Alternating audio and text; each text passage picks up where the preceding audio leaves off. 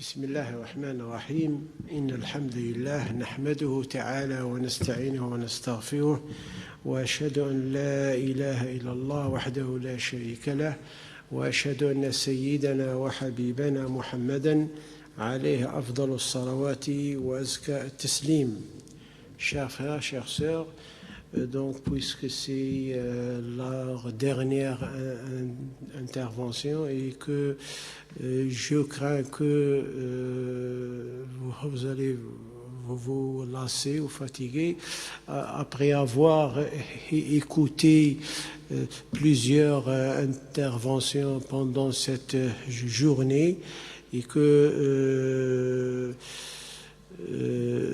donc je crois que ces interventions étaient très importantes parce qu'ils ont, si on peut dire, mis les points sur les i en éclairant les contours d'un sujet vraiment très important et qui est considéré comme un des sujets d'actualité de la communauté musulmane, qui est l'éducation. Mais ce qu'il faut savoir, c'est qu'il faut différencier entre la présentation théorique, académique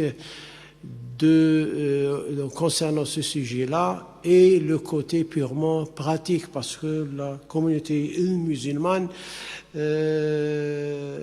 n'a pas besoin de détails philosophiques ou, si on peut dire, d'un certain imaginaire théorique. Mais ça n'empêche pas de poser des questions sérieuses concernant les principes qui gèrent l'éducation islamique. Donc, la première chose à dire, c'est que la religion islamique n'est pas une religion qui s'intéresse seulement au cadre du rituel, as-salat, la siyam, zakat, hajj, mais elle englobe toute la vie. Elle, si on peut dire, notre religion a comme but d'islamiser la vie. D'islamiser la vie, ce qu'on dit en arabe, techniquement, aslamatu al-hayat. Aslamatu al-hayat. Et je ne cesse de répéter une belle formule que j'ai entendue de la bouche de Cheikh Al-Qadhi, ça fait très longtemps, lors d'un des séminaires islamiques, de la pensée islamique en Algérie. C'est une belle formule en arabe. يجب أن تكون حياة المسلم كلها محرابا للعبادة.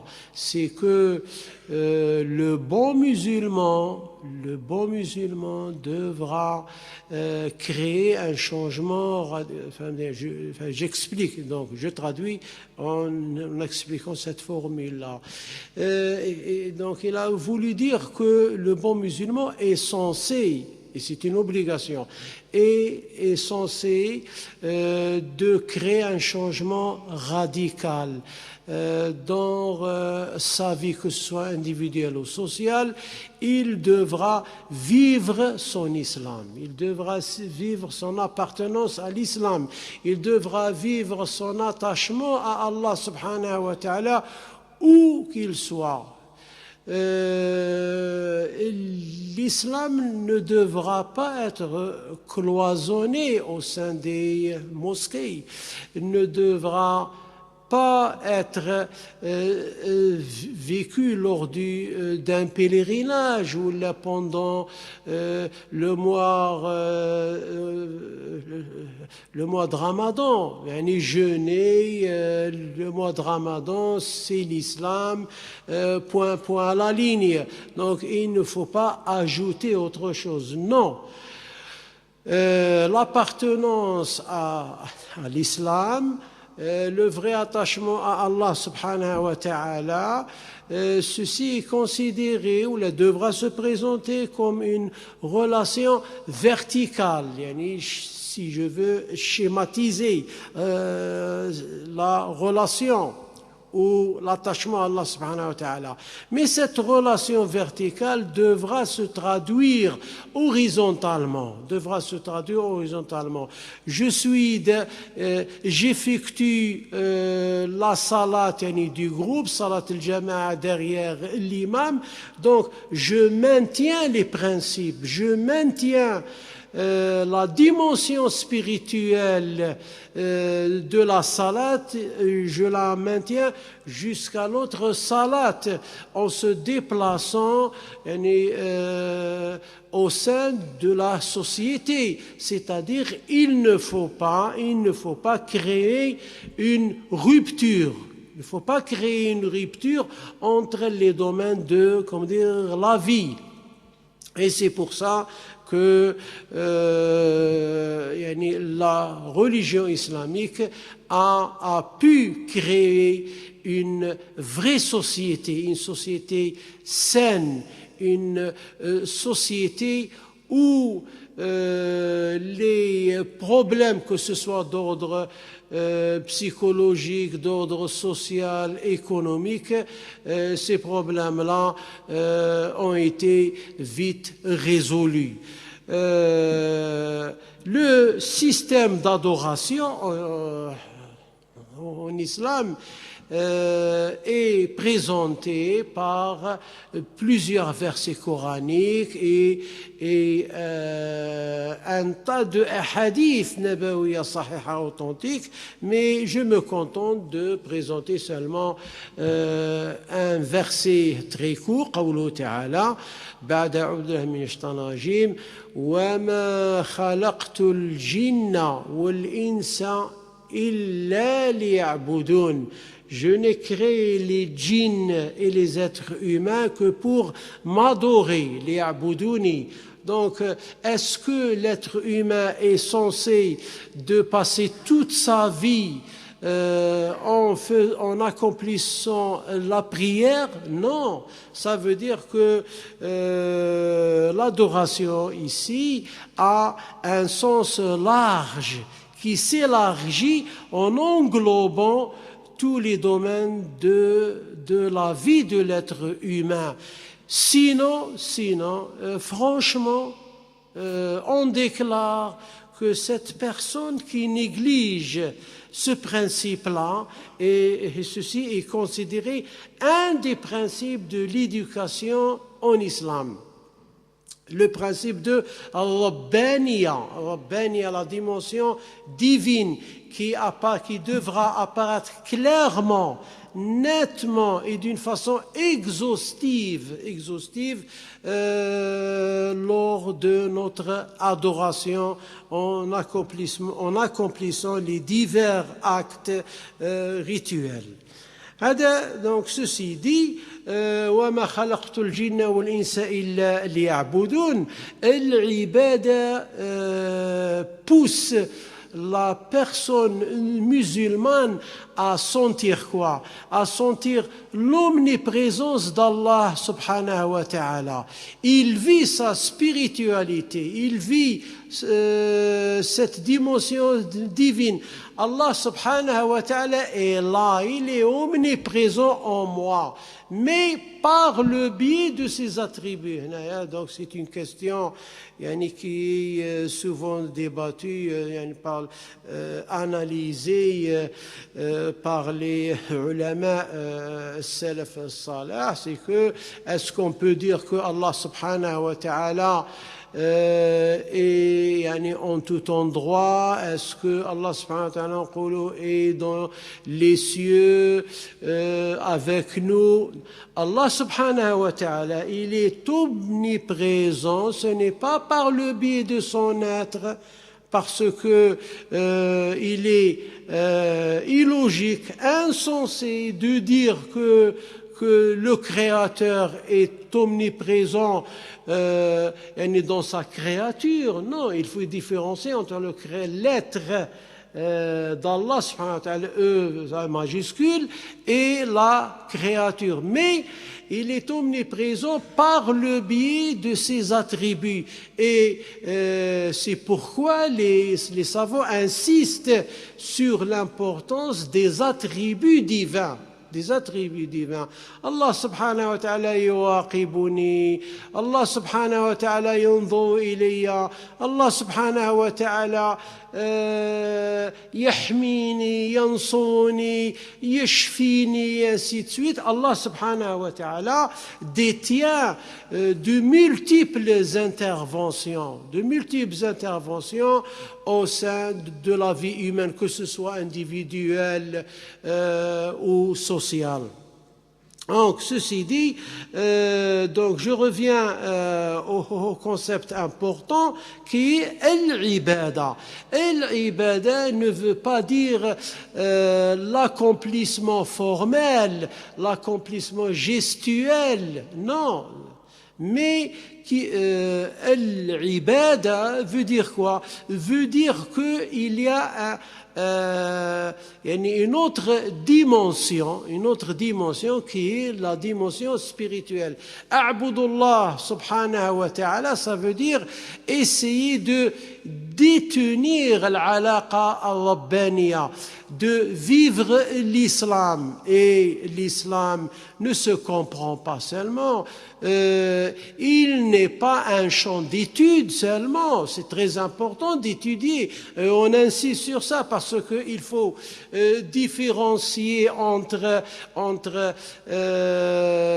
une lecture, excusez-moi, entre guillemets, casse-croûte,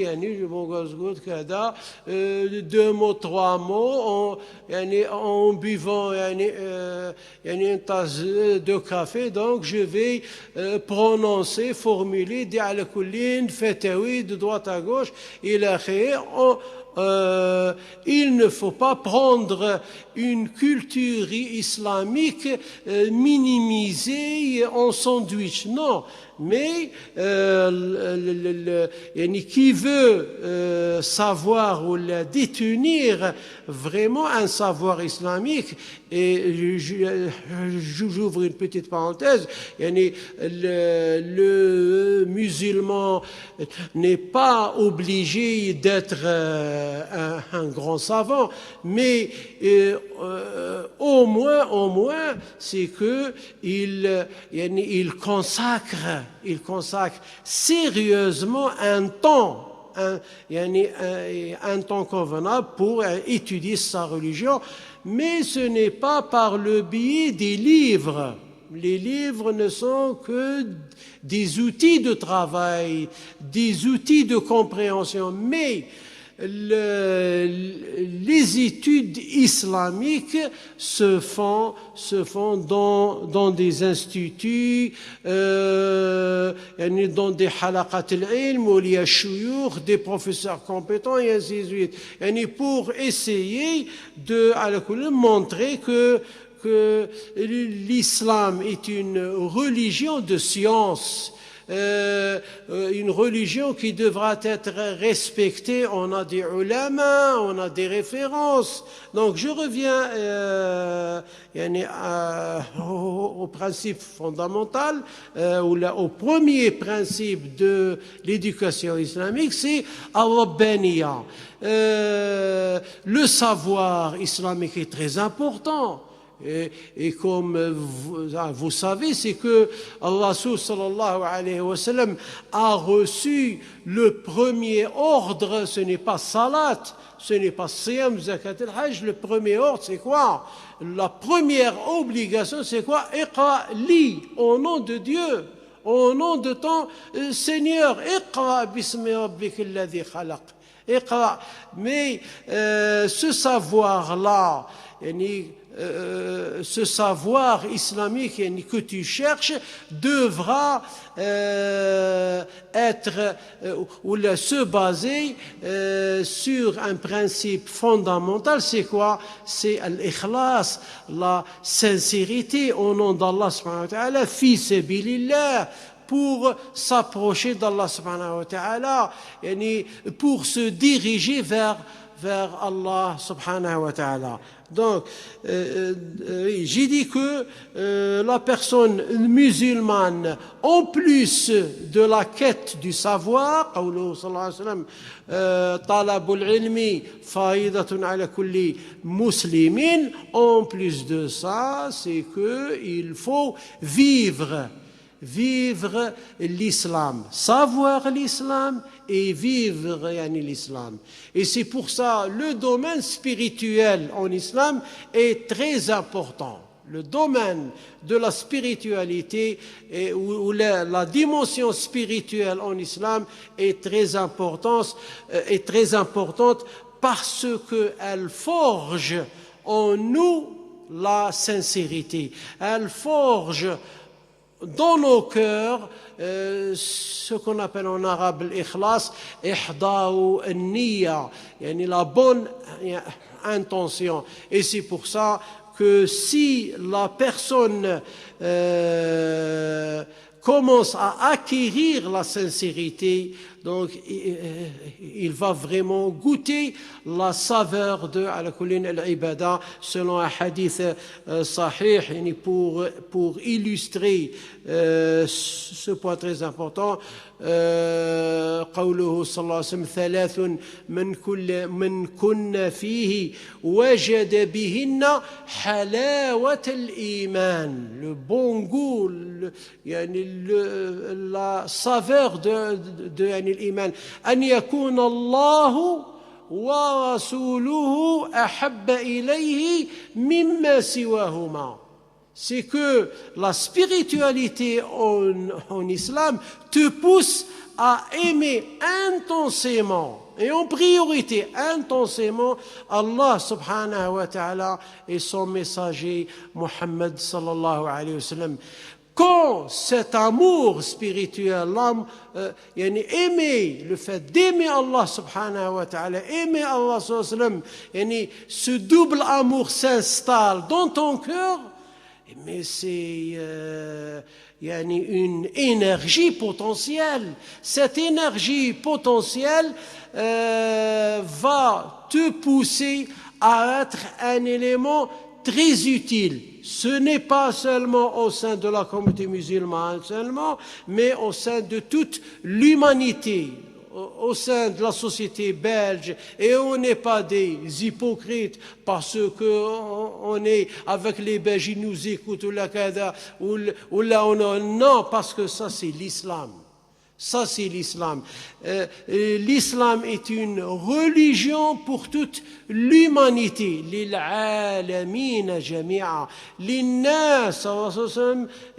Allah subhanahu wa ta'ala بعث محمد صلى الله عليه وسلم للناس أجمعين. Ce n'est pas pour les beaux yeux des Arabes que Allah ta'ala a envoyé Muhammad sallallahu alayhi wa sallam. Non, mais Rasul sallallahu alayhi wa sallam est un exemple parfait pour toute l'humanité, pour l'humanité entière, parce que c'est un homme de bien, parce que c'est un homme parfait qui a voulu véhiculer pendant toute sa vie, qui a voulu véhiculer les belles et les grandes valeurs de la religion islamique. Ce n'est pas lorsqu'il a atteint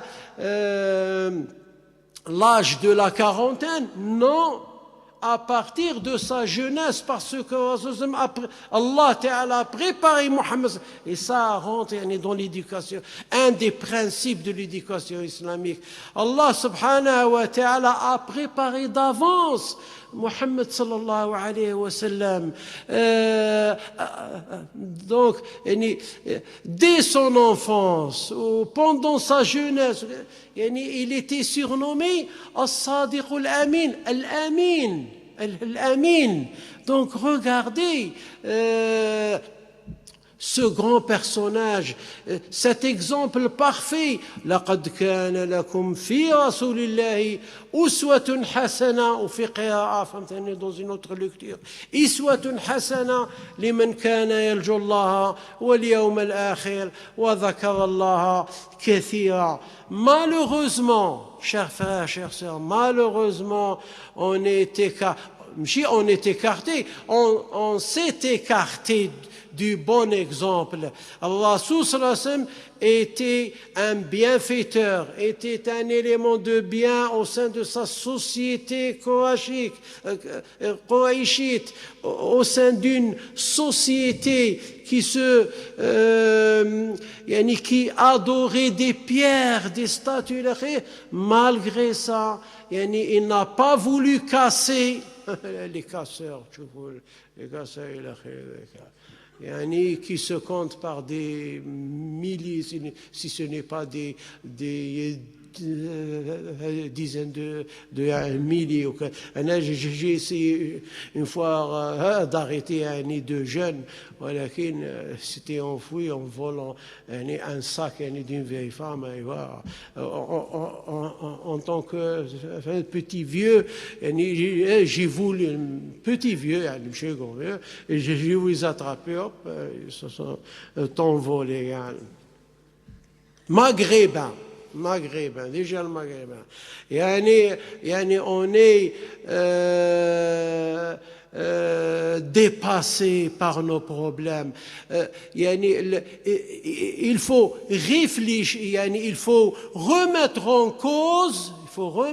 cause notre situation, la situation de la communauté musulmane. Autrefois, lorsque j'étais en Algérie, l'Europe, les Européens, ceux qui veulent faire ceci, cela, c'est eux qui veulent, en vérité, écarter les musulmans de l'islam. Mais lorsque j'ai mené une petite étude d'observation, donc j'ai constaté le contraire, c'est qu'à vrai dire, on s'était écarté du message de notre religion islamique, de l'islam. On s'était écarté du bon exemple du prophète Mohammed sallallahu alayhi wa sallam. On n'est pas vraiment, on ne représente pas, en tant que communauté musulmane, on ne représente pas notre religion islamique. Lesna qudwatan saliha, lesna mithalan salihan. Donc, il faut se remettre en cause, il faut se remettre en question pour essayer de résoudre les vrais problèmes. Et c'est pour ça que mes frères professeurs ont commencé à débattre ce sujet qui est très important. Et ce n'est pas seulement en ce colloque-là, j'ai assisté à plusieurs colloques où le sujet principal, c'est toujours l'éducation. Et que je vous invite prochainement à essayer de créer des associations qui réfléchissent sur les problèmes d'éducation. Parce que ce qui est catastrophique, c'est quoi ? Ce qui est catastrophique, c'est quoi? C'est le problème de la démission parentale.